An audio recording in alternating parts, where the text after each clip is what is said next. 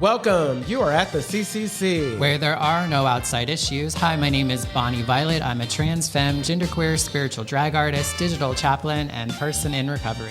My name is Anthony. I'm a 7th-year doctoral student in clinical psych.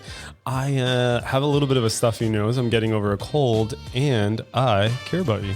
Yes, and I am Louie Lou, and my pronouns are he and him. I am in recovery for alcohol and crystal meth, and I am always in search of balance.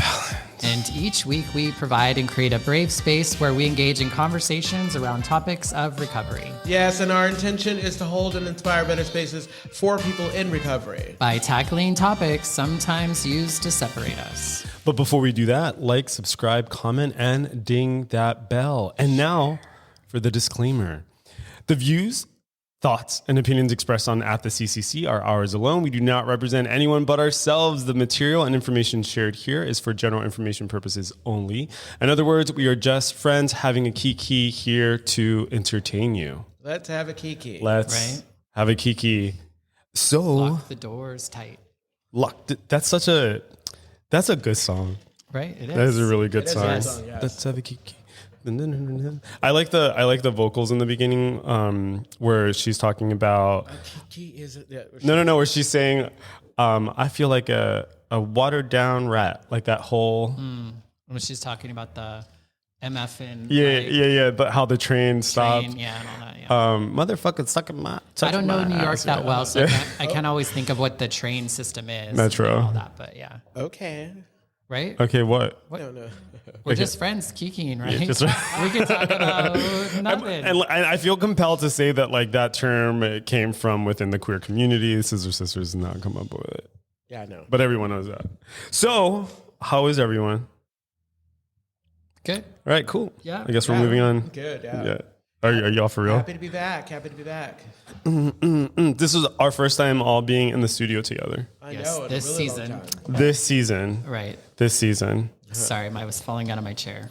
It keeps slipping. I know. I'm like waiting for you to fall into your mic. I don't know how to keep it from. We need those big ass comfortable seats, like what comfortable seats? Like with backs. Well, and if I could just sit on one at a time instead of two. Exactly. The story of my life. Maybe that's what we need to invest. We need to invest in chairs that like go up and down. But if we had like those rolly chairs, I wouldn't be able to sit still. I'd like just roll around and you'd just hear that all day. We would. While we're on air. For sure. As opposed to... Yeah, you know what? For everyone at home, I ate all of my snacks before we came on air. I just have my cup of coffee sitting in front of me, so you are welcome. Right. We will not have any ASMR today. So should we talk about the topic, or did y'all want to check in? No matter what. No matter what. So today's topic is no matter what. How do you protect your recovery, or how do you keep yourself safe, right? So many different ways. Louis, how do you stay safe, protect your recovery? Well, when I think about no matter what, I mean, it's more than just, protecting my recovery no matter what. Like I got a coin from one of my sponsees that says, I'm in no matter what club. And no matter what, I am going to do whatever it takes to move forward in life, to become a better version of myself. No matter what, I am going to show up for myself the way that I hadn't been showing up before. So there's so many ways. Obviously, the basics are working with another sponsor, working with sponsees, going to meetings, and not picking up and using period. I feel like one of the crucial thing here is like no matter what. So when you say no matter what do you mean? No matter what, like, does not matter. How life shows up. No matter what comes at me. No matter death, loss of job, broken relationships, possible homelessness, feeling alone, gaining weight, all of those things. Boredom. That's a big one. Do the work that is required. Yeah, that's what came to mind to me was like, no matter what. Like to me, I just went to like, what are like the really difficult or hard things that happen in sobriety that when I wasn't sober, I would drink or use over it, you know? Like, and so I think that's the thing for me, is just thinking like, cause you know, sobriety doesn't save us from everything and doesn't make life just easy all of a sudden. I do believe it's the easier, softer way, but yeah. So the no matter what just thinks like, you know, like a family member could pass away. I could go through a breakup. I could lose a job. I could, you know, all these sorts of things. They could pass bills against trans people and drag artists. Mm-hmm. That's where my mind is at right now. Yeah. But, you know, drinking and using is not a thought. You know, it's like I don't feel like I want to drink or use to like the legislature, you know? Right. What does it solve but create more problems for yourself? It doesn't even come up. Right. I think for me, no matter what, there are like two things. The first is not being convinced of my own excuses, because I can think of very early sobriety. I mean, one of the biggest changes that I experienced after my last relapse was I told myself no more excuses. So, for example, if I wanted to go to a meeting, I'd be like, I'm too tired. Nope. No matter what, I'm going to go. Or I'd say to myself, oh, you know what? I actually don't want to take this call from my sponsor. Nope. I told myself no matter what, you know, despite the things inside of me that tell me no. And I think the other thing that I'm reminded of is, I think I wrote it down because I felt like, I think about like the passion and energy I had behind doing shit that I knew wasn't right for me. So one of my favorite things that I've heard sponsors say before is like, oh, I can't go to a meeting because it's raining. They'd be like, yeah, but if you wanted to get drunk, you would like go in the rain, you know. And I love that way of thinking, because whenever I am lacking motivation, I try to get myself in a headspace where I'm thinking, actually, like, when was the last time that I pushed through through my own stuff in order to maybe like drink or drug or hook up, right? And how can I bring myself to like bring that energy to this situation, to do this thing that I know is good for me? Yeah. This they talk about it, I think, more in NA and as not as much in AA, but the idea of reservations. Like, and we all talked about it. Like when I came in, and I didn't have this problem. I was so, in my mind, I was so broken. But I hear a lot of people saying, well, you know, if my mom dies, if this happens or whatever, you know, where it's like you give yourself permission to fall. Like I was talking to somebody about, like, if we looked in the sky and there was a missile and it was like the beginning of like war, would I take that opportunity to drink? And, you know, I don't know. I said I don't know. But well, it's almost like turning an if only or an only if into a no matter what. Yeah, exactly. Have you ever heard of the atomic bomb meditation? We have a question. Oh, we have a comment coming in before the atomic bomb meditation. Yes, I was. Jalen, we were wondering where the hell you were. I don't think you were on last week. No matter what in general, or no matter what just for today. Girl, however you interpret that. Right. Or is that a rhetorical question? Yeah. No matter what. Yeah, I like to hear your follow-up, Jalen. And why we're talking about comments, if you're listening at home, we'd love to hear what it means for you when you hear the phrase no matter what. And maybe it has nothing to do with recovery. Maybe it just has to do with, I don't know, going to the gym, going to church, whatever it is. How is it that you interpret no matter what? And then how do you get yourself to actually honor no matter what? Yeah, exactly. Yeah. So I was thinking, have you ever heard of the atomic bomb meditation? No, but you're going to. No. I'm going to. That's why I was asking, because if you heard it already, I was just not going to talk about it. Like contrary to itself, atomic bomb. Well, you know what? Hold on. I'm listening. And I'll let you. I'm listening. So the atomic bomb meditation, it was this meditation. I used to study Vedanta with this guru back in Oakland. And there was this meditation, it was called the atomic bomb meditation. And basically the idea is, you tell yourself, or you get yourself into the frame of mind, I just found out that the world is going to be hit with this like massive atomic bomb. What would happen in your mind? And the idea is before you start losing it, because I could feel it coming on by me. I know. It's too real. I know. I mean, maybe this is maybe it's not. Maybe like post-apo. I don't know. But the point is that it makes you reprioritize the things that are bothering you, right? Like so suddenly, at least when I don't remember what I was thinking about, but like suddenly, you know, that someone looked at me crooked on the train doesn't matter to me, you know, because there is this like reprioritization of my thoughts and my energy, right? You hear a lot of this, like, I've heard similar things from people who like are on their deathbed. You know, if only I had another day, these are the things that I would have done differently. So I think that's the idea, right? Like if you knew that the world was gonna end, or if you knew you couldn't fail, etc. Like what would your life look like? What would you do differently? Yeah. I mean, that creates a sense of urgency, I guess. Right. Yeah. For sure. But I don't know, like I don't Hold know. on. I want people at home listening. I looked over and that looked so dismissive. She was like, No. I guess. No, I was just trying to think like if the world was coming in, would I like go to a meeting? Would I, like I might try it, I might try to connect with like the gifts I've gotten from, you know what I mean? Like I would want to be around friends or family, or I would want to, I don't know. That's kind of where my mind goes. Yeah. Depending on if I knew how long before the end was coming. I know, right? Does that make me because if bad I didn't have idea? any time, I would be trying to be as close as I could to the people that I could be with. But if I knew for a fact that I had like a good 4 weeks or whatever, I can't tell you that I wouldn't try crystal meth again. They didn't even Bill Wilson was like, fuck me up before he died. Wasn't it something like that? I know I'm like destroying that story, but Bill Wilson, didn't Bill Wilson on his deathbed was like, I want to get loaded. Wasn't that? Well, you Was know what? that a thing? This is something, Yeah. okay, so this is something that I hear. Is that fake news? This is one of our fellows said. You know what? I'm going to text Kim right now to ask her. was Go that ahead. on This Fox one of our or fellows says, CNN? like Dan H. He says all the time, it's like, you know what? And I say this too. I'm not surprised when people relapse. I'm not surprised when people go back because that's what we know. That's how what we to do. do. That's Yeah. what we know how to do. Like the fact that I said, I want to try crystal meth again. That is, I'm just keeping it real.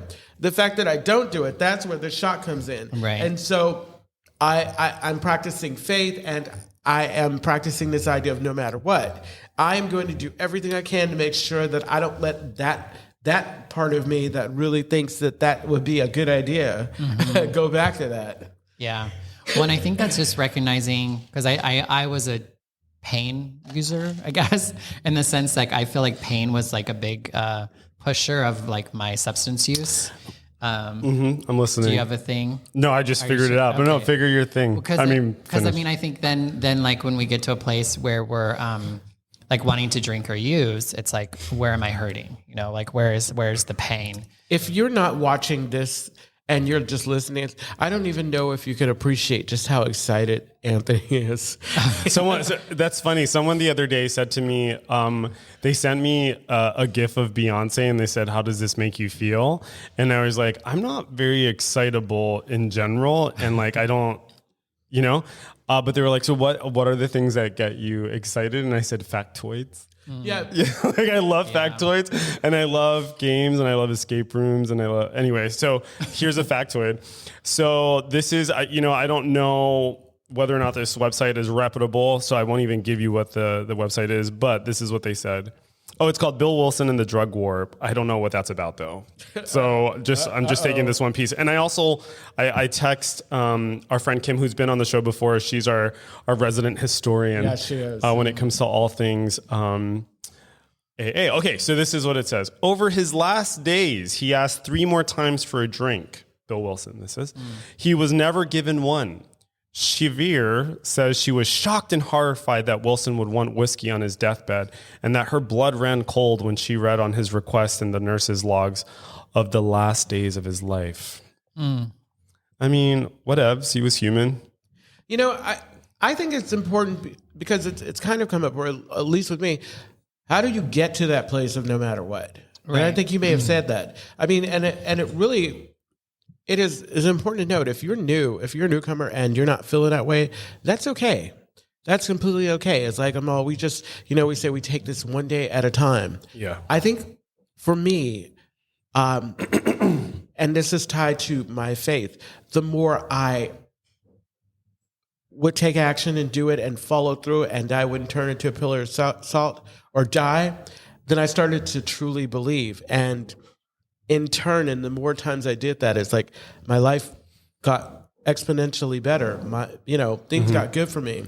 And so I wrote in, I think, my gratitude list, I have a life that I really love and that I want to hold on to. And so that is where my motivation for no matter what comes in. Yeah. I think that if I did not have that, I could probably tell you that this idea of no matter what probably wouldn't be wouldn't be as important to me. Yeah. You know what you're reminding me of is there was this talk, I think it may have been Sandy Beach or someone, and they were saying basically like, don't wait for inspiration. And that's been crucial for me. I think sometimes like, I think that's how I get to no matter what. It's like, I can't wait for the inspiration to pray. I can't wait for the inspiration to do the right thing because that shit might never show up. You know, it reminds me too of, there's this paper, it's called like, what's it called? The triangular theory of love. And basically like there's this theorist who says that consummate love or like full love is love that is both it's passionate, it's intimate, and it's committed. And I bring that up only to say that I feel like for me, the no matter what part comes from the commitment part. Yeah. Right. Like that's the part where it's like, okay, is this an agreement that I've made with myself? And that's super telling for me too, because there was certainly a time in my life where I would make promises to myself that I couldn't keep. And, you know, now I'm in a different part of my life where I actually keep the promises I make myself 99.9% of the time. I'm not perfect. Yeah. Well, and I mean, my thought is too, is I think sometimes, have you ever, no matter what something that you probably like don't need or something? You know what I mean? Like what you mean? Like we're talking about recovery, like no matter what, I'm not going to drink or use or like pick up or blah, blah, blah. But I mean, sometimes I think I think I can get so fixated on something being the right thing or the right way or the better way or the healthy way or the spiritual way or whatever. And I can kind of like, I don't know, like, again, no matter what, kind of staying in this thought that maybe isn't true anymore. Are you talking about like having like rigid I wish ideas? I could think of something like specifically that... Relationships with family. Relationship with family, God. like when family shows up and shows Girl, why you got to do that right now? when the family shows up and they show you how they are, and the reality of it is just like we have the opportunity to change. Yeah. They also have the opportunity to change, and sometimes it's like, you know, I've heard people said, and I probably even thought this, like, I don't care what you say to me, I'm done. I'm done. It's like makes me think of Al-Anon, right? Like and you know, like I struggle with Al-Anon. I am an Al-Anon. I don't know whatever. I'm Al-Anonic. I'm Al-Anonic. I've heard it said before. Yeah. Anyway, I'm still figuring it out, but like, and like I like that you brought up family because I think that makes a lot of sense to me because I will want to try to like make my family be who I want them to be, no matter what, you know, and that just creates so much pain and so much strife and so much disappointment that, you know, like, and yeah. And so, and you can do it in a way that feels like, oh, well, this, and I can say this too, like I've always tried to be like spiritual and good and all that sort of shit. And like, I'm mad that you ended with shit. Yeah. I almost always have to say shit when I say spiritual. Yeah, I feel like, it. I don't know. It's just where I'm at, but I lost my train of thought. Oh but, no. Oh, I suck. I'm so sorry. You don't suck. It was fine. I probably wasn't going anywhere. God's will, actually. God was like, shut up. I think that I think the work that we're doing, and this is where we do a number on ourselves. The work that we're doing, when we're in that place, we're like, no matter what, no, I'm not gonna this. As we start to change some of our rigidity or some of our rigid ideas about how things work, we let go of them, and then we get to kind of show up in a different way. So no matter what We have we have a thing? We have a thing. Oh, we have a thing. Don Lee says, I didn't think I had any conditions on my sobriety. Then I got some surprise health news, and my first thought was, well, I might as well use. Absolutely. And it turned out the news wasn't as bad as it sounded. Absolutely. I loved in the beginning. It's like, thank you, Don Lee. I loved in the beginning when people said, play that tape. Play it out. Play the tape. Play it out completely. Because like the thought that we as addicts and alcoholics don't know the difference between a bad day and the end of the world. I like that one. It's like you make a permanent solution to a temporary problem. Yes, exactly. The no matter what part was making me also think, you know, like as queer people, like you guys as being like feel like I should color, say like this. You know, I think no matter what, like even if somebody says something racist or transphobic or sexist or whatever in a meeting or like even like no matter what, like I have a lot of criticisms of the program, you know, and like, but no matter what, you know, like I don't know, that was just kind of coming to mind for me, because I think those are some of the excuses, and they're real. Yeah. Like they're not like, I'm not trying to. What's real? The excuses? No, but like, I mean, there's racism and transphobia and like in different meetings and just in life and, you know, all that sort of stuff. So it's like real stuff, and it's damaging stuff, and it's hurtful stuff. Yeah. But don't let that rob you from the potentiality of you still getting something worthwhile. Right. You're reminding me. So my sponsor a while back, I love her so much. We've worked with each other for so many years, and I just adore everything about her. But so she said to me, there was one day, I don't know, I was like on the phone with my mom or whatever. And my mom knows, as y'all know, as everyone's moms know, like they know what buttons to press, you know?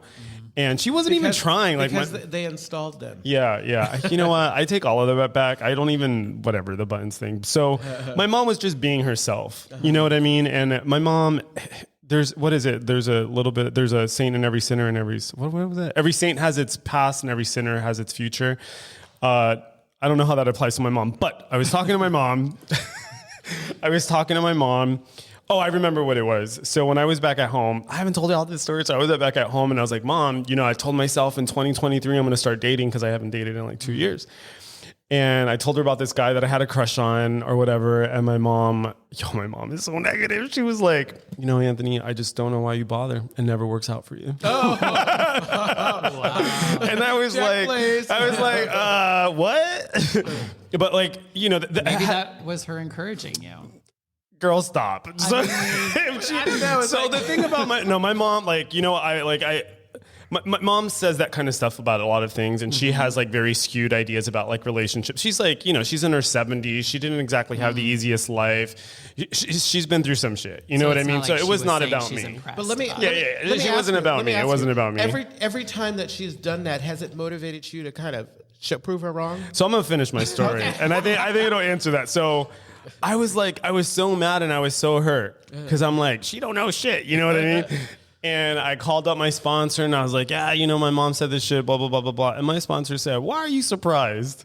Like, your mom was just being your mom. You know what I mean? And then my sponsor was like, you know, Anthony, like, what you don't change, you choose. And if you don't change to look at her differently, then you're choosing to have this feeling over and over again. And I was like, what? That like blew my mind.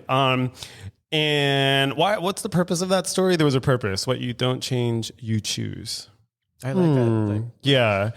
She's filled with those things. A comment coming in from Jaylon. Jaylon says, I pose that question because in early sobriety, you hear so much about the No Matter What Club. And I've always thought to myself, well, if I was to have a lapse, would I no longer be a part of that club? I say no matter what just for today, because we also here in program to practice being present and focused in this 24 hours. So no matter what, just for today is something that seems easier to commit to. Jaylon dropping in. I know, Jaylon sending us comments like daily reflections. Wiki. Red like a lobster. Red like a lobster. Okay, I remembered why I brought up change choose. Okay. Because what I was thinking of was I can...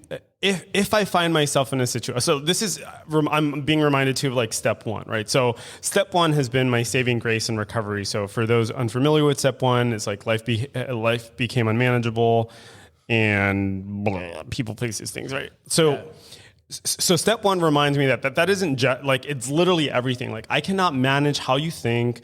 I cannot manage what Congress is doing. And I think there is, spiritually speaking, there's this illusion, that I can influence how people receive me or think or whatever, right? Like I go to the ballot box, you know what I mean? Or I dress a certain way, or I change the intonation in my voice, right? There's this illusion, right? But bottom line is kind of like art. You can create art, right? Like once you put your art out there, the world's going to do whatever the fuck it wants to do with your art. And I think similarly, it has to do with like our personalities and how we show up in the world. And so that fact alone, just knowing like people are going to do what people do, that's enough freedom for me, you know? Were you going to say something, Bonnie Violet? No, I was just feeling attacked a little. How? Because of Congress? Really. No, I would not. What you said. No, I was just. It was No, just well, funny. no. I mean, I have. I didn't mention it before. So before we were on air, for folks listening in, we were talking about some shit that's been going on in the country, related to trans rights and drag performers and etc. And which a lot of that has to do with like the political process. And so we were having a discussion before the camera started rolling. And so that's probably why Bonnie Violet thought. All right. Yeah. But what I'm bringing She's that up preaching to me. Okay, No. She's I not. hear She's you. not. But I brought that up just because like I have my I didn't bring any of them up, but like I have my issues with like things that are like part of the political atmosphere right now that I didn't talk about. Absolutely. But the takeaway of what I'm trying to say is like there literally is nothing under my control. You know what I mean? Like there are different philosophies that say, well, I'm in control of my perspective, right? Which is a little bit of Alcoholics Anonymous, But there's a lot of freedom in that for me. And so I think the reason why I brought up, not why thinking, but like choosing and changing is that I can make a decision, right? Like I can make a decision and I can return to a decision. Like I'm not going to do this thing. Right. And then the rest of that, if I'm working, my program is about God, like that's it, because how many times have I, like before I got sober, said to myself, oh, this time I won't drink. No, this time I won't do this thing. So, Jaylon, to your thought about like just for today, and if you have a lapse or whatever, that it falls, just like with everything else that we do, like some days I am more aware and more focused and I fall short because I'm fallible, I'm human. Right. And I think that I can believe no matter what and fall short, but come back to my same ideas around, like one day I'll go to see Mean Girls instead of going to a meeting. Right. I'm not going to be perfect all the time, but it doesn't keep me from still kind of being on that no matter what trajectory, No matter what, like even if I relapse. Yeah, exactly. No matter what, I'm going to come back. I'm going to come back. I'm going to commit to this the best way I can. Mm-hmm. And sometimes even if I fall short, I'm going to get back on that horse and keep going. Yeah. I think Anthony got a factoid.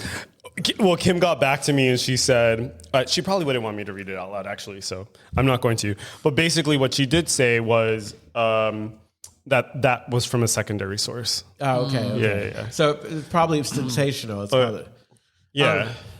Wait, so... You were talking about something that I learned the hard way, and this had to do with Powerless. Like, when I came in, I wanted everybody to like me.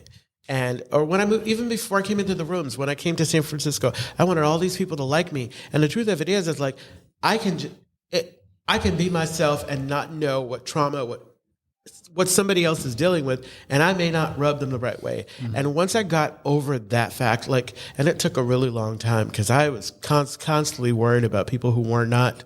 Like, why don't they like me? Why don't they love me? They need to love me. They need to like me. And they don't need to do anything. Right. Well, and if they don't, then it's like something that you're doing wrong. Oh, yeah. Right.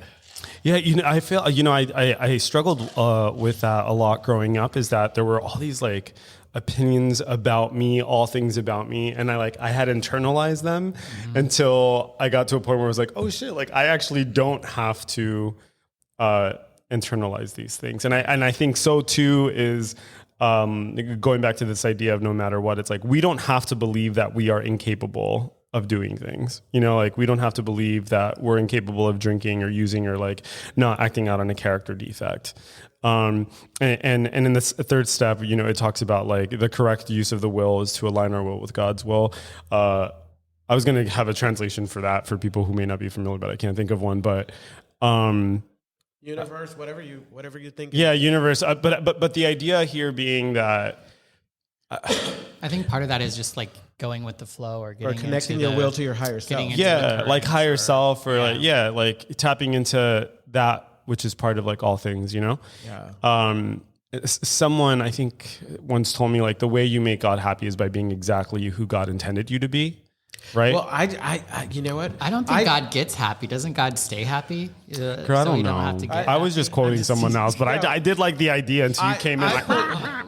This is why you're wrong. I put in my I put in my thing that the life I have is God's gift to me, and how I live this life is my gift to God. Oh. I got that from someone else, but it's true. Like I heard it, and I'm all, that makes sense. You know, once I was talking to my sponsor about, like my sponsor's like super fit, and I remember asking my sponsor like an early, because you come in and you're like a fucking wreck, mind, body, and spirit. Feels very dope. Yeah, I was like a wreck. I was like falling apart, and I was like, "How do you stay so fit?" And she said, "Like you don't make it about you. You make it like as a form of prayer. Like you make it as a form of like worship, like to commune with God." And I was like, "Oh wow, that's like totally not egocentric."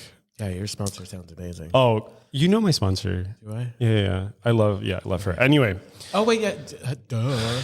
Okay, it took me a minute. Yeah, my sponsor is wonderful. So no matter what. So folks at home, if you're just chiming in, no matter what. We're all over the place. Yeah, no matter what. Jalen says, stop trying to be liked by everyone. You don't like everyone.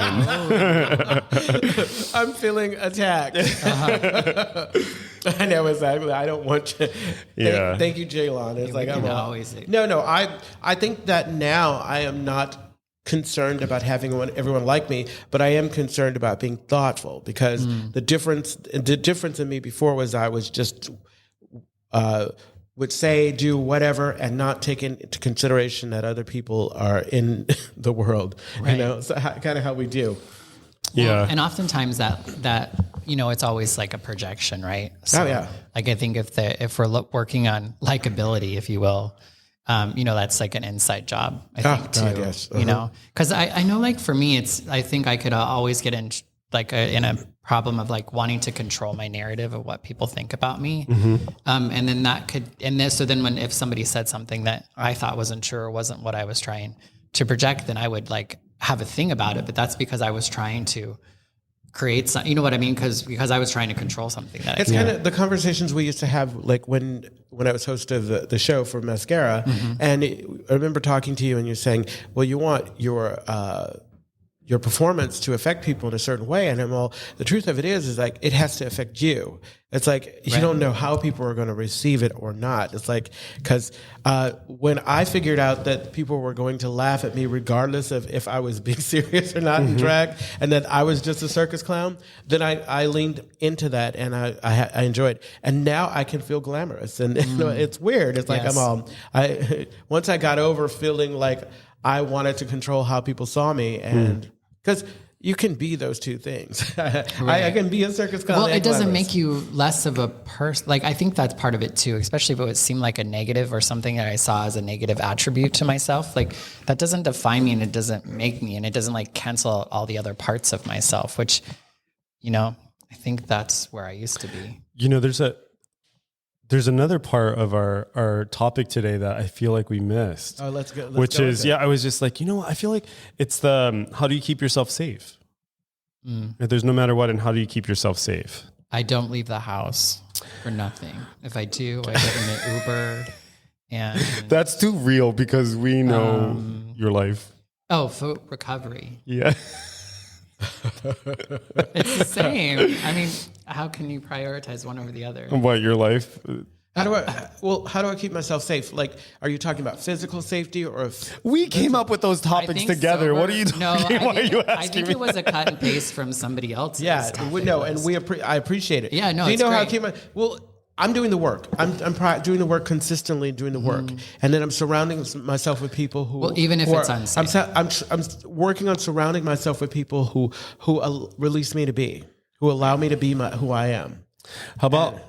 I'm sorry, did I interrupt you? No. Because I want to hear what you have to say. If I don't like it, let her speak for herself. If I don't like what you have to say, I'm gonna say, no, you interrupted me. Go ahead. Yeah.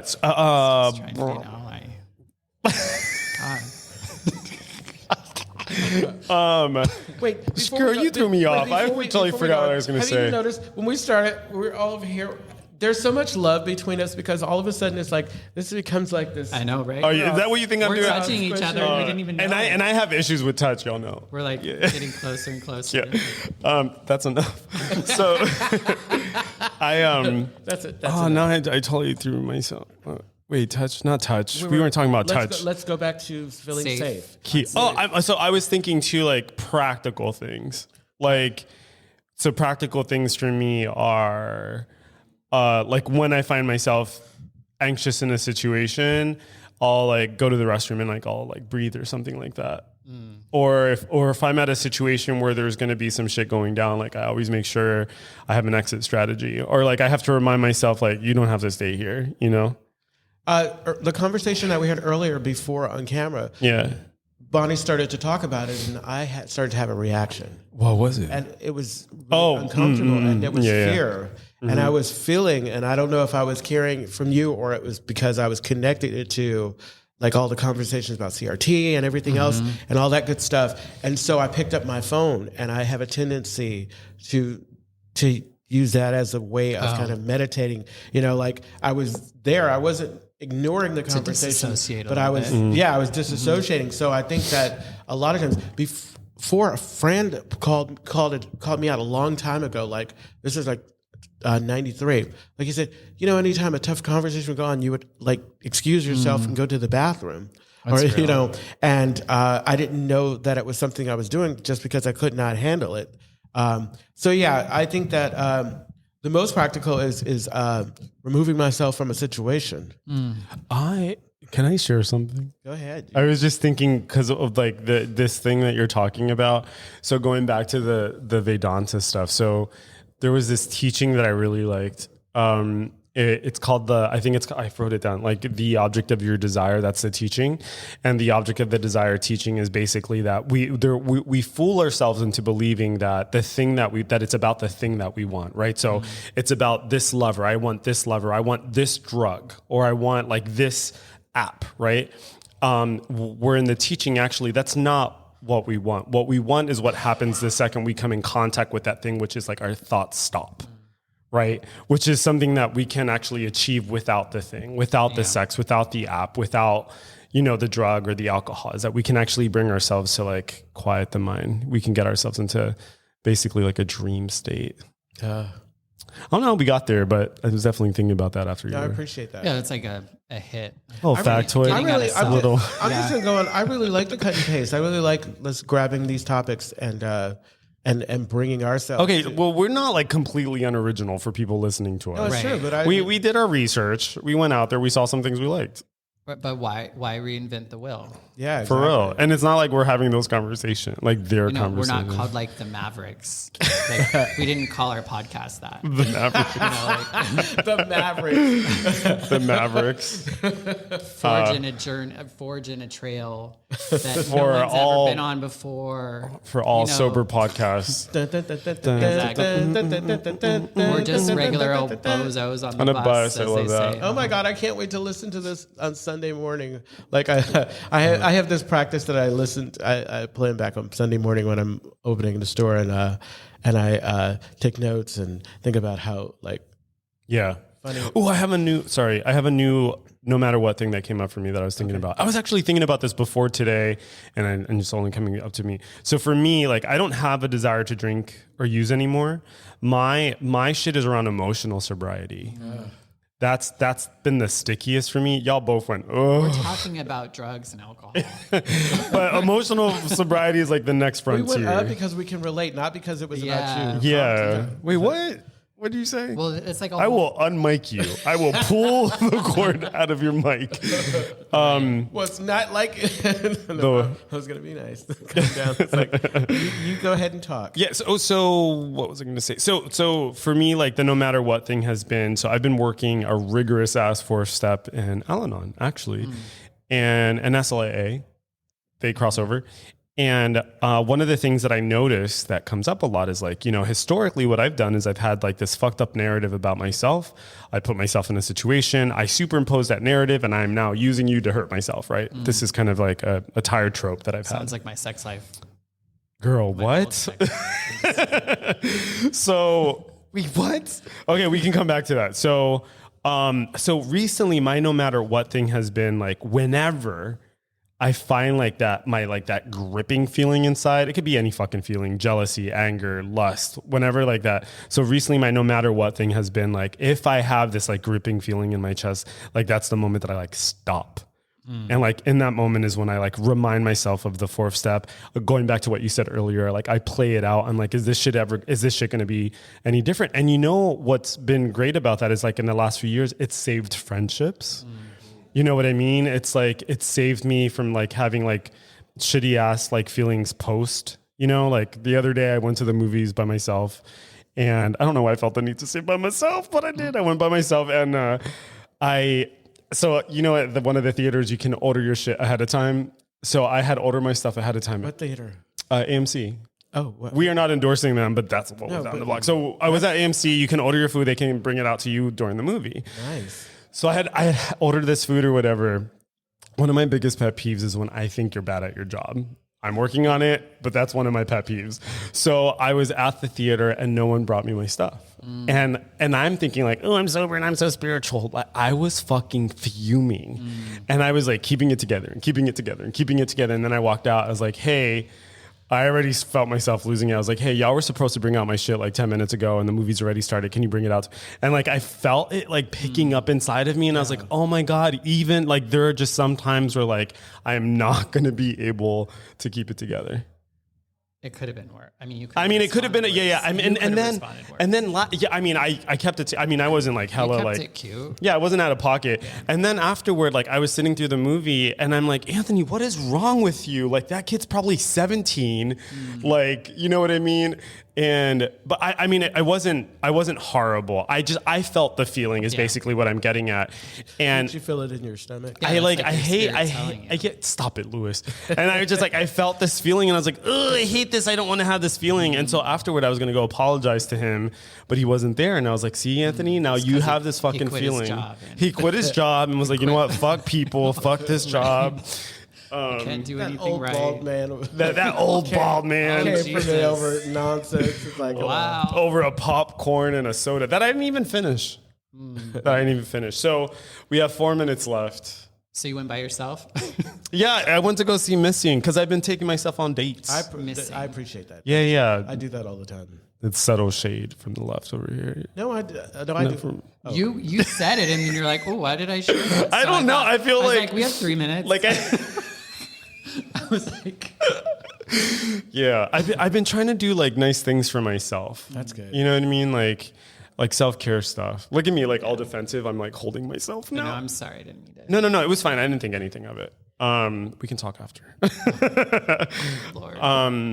So, I mean, I think the reason why I brought that up was because it's interesting that I'm doing this nice thing for myself. And there's a part of me that's like, oh, what will the world think if they see me out by myself? You know what I mean? I don't think they'll be thinking anything. I think that's what you think they're thinking. I mean, that's the whole point, Louis. But I get it. Wow. So the Castro Country Club is a safe and sober community center for all people and a refuge for the LGBTQ recovery community. We provide programs and services that help people change their lives by supporting personal growth.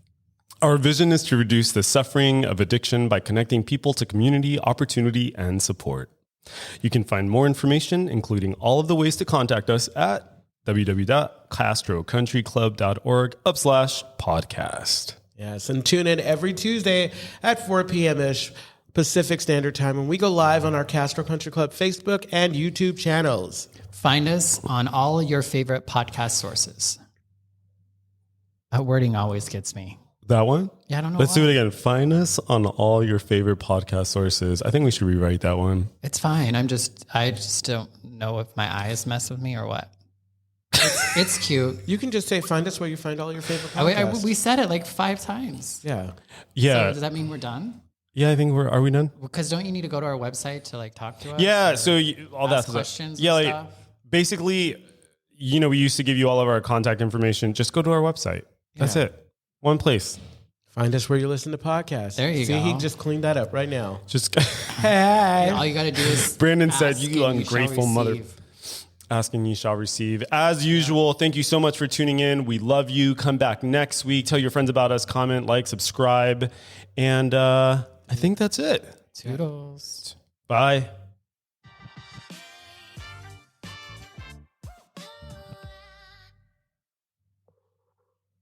All right. So now are we recording? Yeah. We're okay. recording, but we're not online. No, we're offline. That was Yes. fun. So we can stop looking at ourselves. Yeah. We can actually look at each other. I know. I kept going like this because it was just the side of my face, and I don't know. I didn't feel like my good side. What side is your good side? I don't even know. My right side. I don't know. Have you ever looked in? Have you ever like used like one of those like video? Anyway, so if you're on Zoom and there's like a button, and if you have like the direct reflection of yourself or like the opposite, like the mirror or whatever. the mirror or whatever, that fucks with my head. Has that ever? Because it like shows you in this like angle that you don't typically see yourself in. It's really strange. Yeah. I just don't click that button. Yeah. But I know, like, but for a while, I don't think you could change that. Like, it was just always like that, right? Or maybe that's the way StreamYard was. Yeah. I think StreamYard didn't mirror before. So how do you feel now? I mean, after like I know going into this conversation, it was kind of like The Congress stuff. yeah. No, I mean, I feel, you know, it's like one of those things where it's like, I do feel better. You can tell that I'm like even just more elevated just in general than when I first got here today. I was all like, Yeah. Gosh, yeah. You know, when we were talking about that, I was like, for whatever reason, I was just reminded, like, in romantic relationships, I've been accused of like being cold or like not being really warm, which is being cold. And like the truth is that I'm not cold. Like I have like a very like rich interior life. It just doesn't. I don't always like emote the way I think people.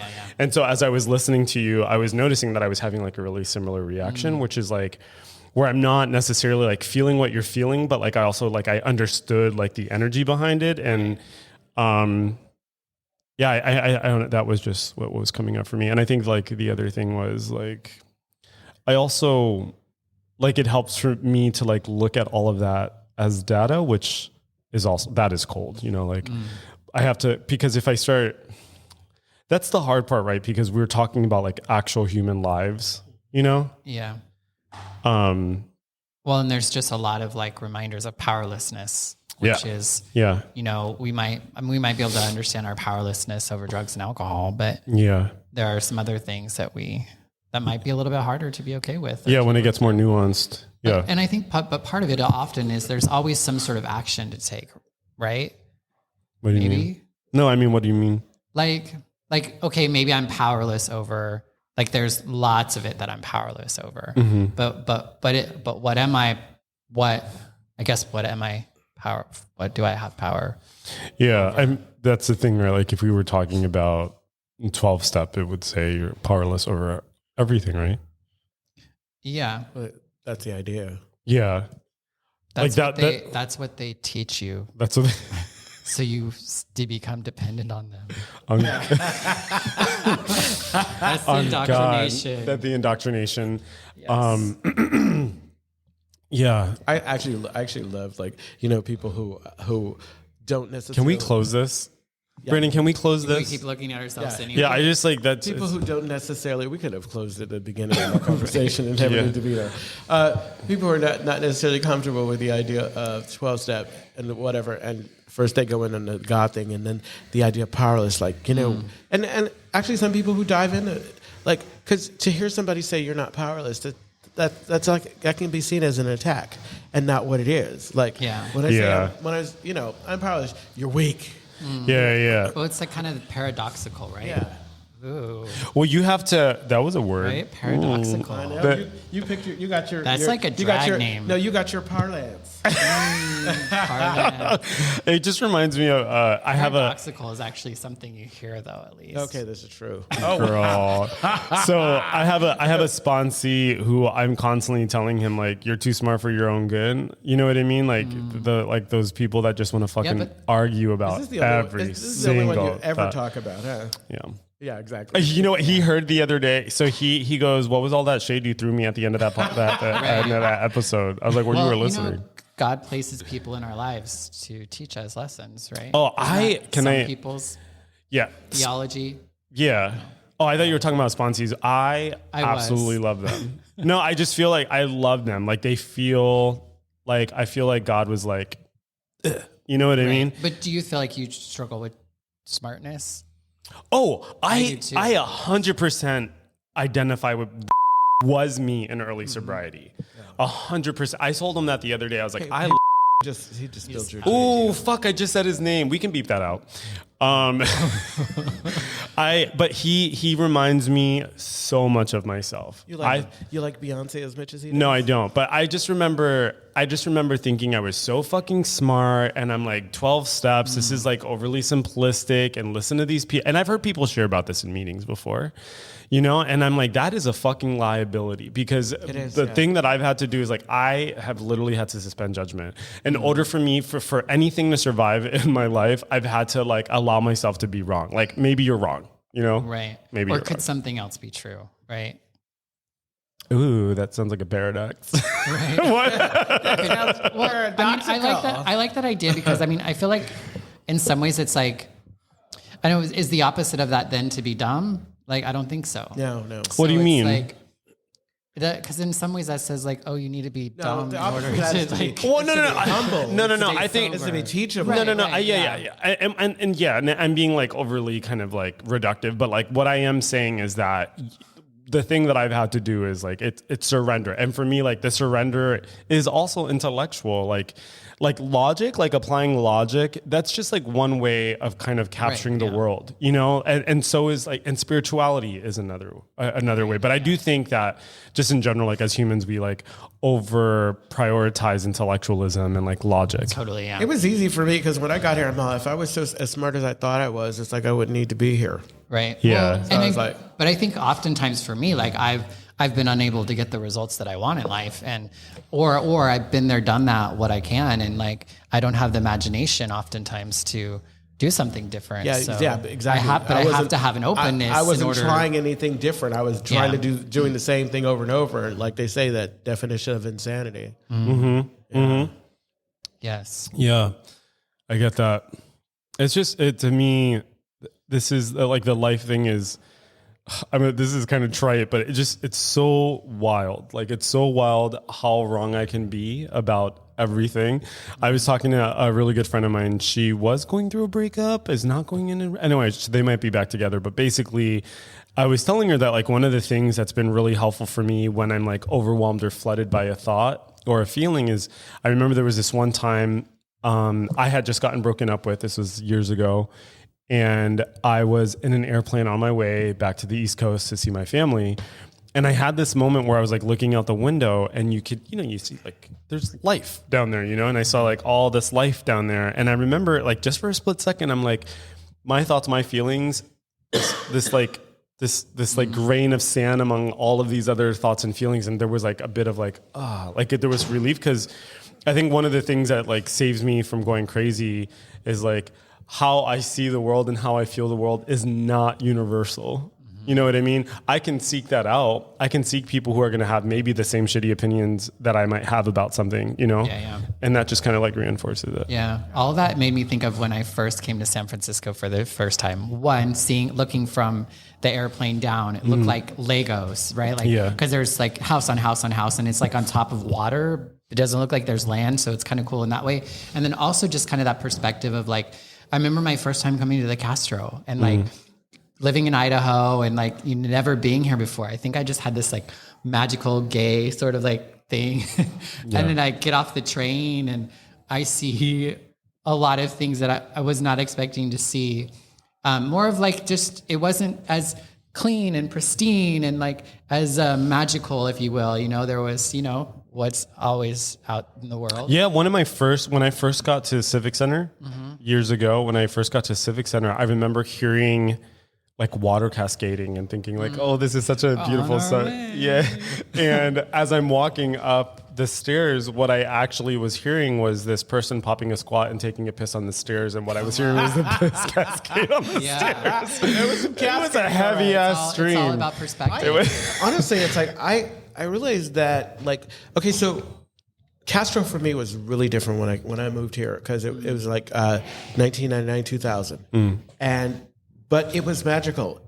I think over a period of time with experience, I got to see what was really going on. Because it wasn't that it was it was this great place. I was seeing it with these, But it was too. Actually, it was really cool when I Yeah. came. It's nothing like. I don't want to be one of those people, but it was Back in my day.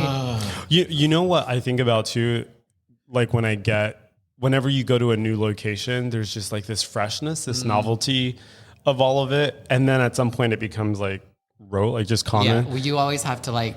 For me, I always say like when you move somewhere new, do all the touristy things right away, or else you'll never Do it. Like you'll never check it Yeah, out. that makes a lot of I sense. only do touristy things Because eventually when my it becomes friends come to home, visit. and then you're like, I'm not gonna go. Exactly. Yeah, that tired ass Cable car, bridge. right? Yeah. You know that cable car. Oh yeah, it is here. It's like the cable car doesn't even have doors. Yeah. I remember when I lived in New York City, I literally I never really left. I lived in the West Village. I never left to West Village, or I went to like Chelsea, but I never ventured out. Unless it was like a hookup, but I was probably drunk. Why do you need to? It's like, come on. It's like, Well, because there's just so much to see all the time. You know what I mean? I guess so. Well, but that used to be like part of my travel. I remember like the first thing I would do when I get to a place is like, okay, where's the dick? You know, like, or where's like which bars what am I? And then I remember going and then not having, like not drinking and using anymore. And it was like, oh, now what do I do? Oh wait, there's a whole lot you can do. So now what I do when I like travel places is I find escape rooms. Oh, I love finding is that escape where you rooms. stay? Is it cheaper? I don't just Like just to stay in the escape room? well, like I hide while no like, one's I'm just stuck watching. here for, like- I love finding new escape rooms. Definitely meetings. I like going to like new meetings. So Yeah. I guess escape rooms are a thing, huh? I love escape. Well, games in general. Games are such a big part of my life. Like games, I especially love. I used to escape always rooms. like when I would go to a new area, especially if I was going to be there for a while. I always look for the library. Really? Wow, you can't read. That was a cheap joke. It was a cheap joke. It was low hanging fruit. It was dumb. I take it back. It was stupid. What were you gonna say? okay. What do you do at the library? Yeah, what was Do you mean like the real library or the library? I'm talking about the real library. Oh, But if anybody's listening, I want you to know that my feelings were definitely hurt. No, oh my god. No, And if you're I'm just kidding. listening, like Anthony just got punched in the face. He just didn't get picked up on the mic. We're disbanding. Yeah, we're upset. we're wrapping it up. I think. Yeah, we're just starting this new thing where we're, audio only. Audio only, Those who like, listen on the podcast. and for those who are like just listening to this for the first time, like the extended cut. The reason why we decided to do this was because we would generally like have these conversations once the camera stopped rolling, and we would think to ourselves, oh, like it would be really interesting to hear like what other people's opinions are about this particular thing. And so we thought, oh, why don't we just start recording it and sharing it with folks at home? Awesome. Yeah. Are we done? I think. I think so. I don't. Lewis looks busy over there. I know. No. My friend Matthew was like, he sent me a Snapchat.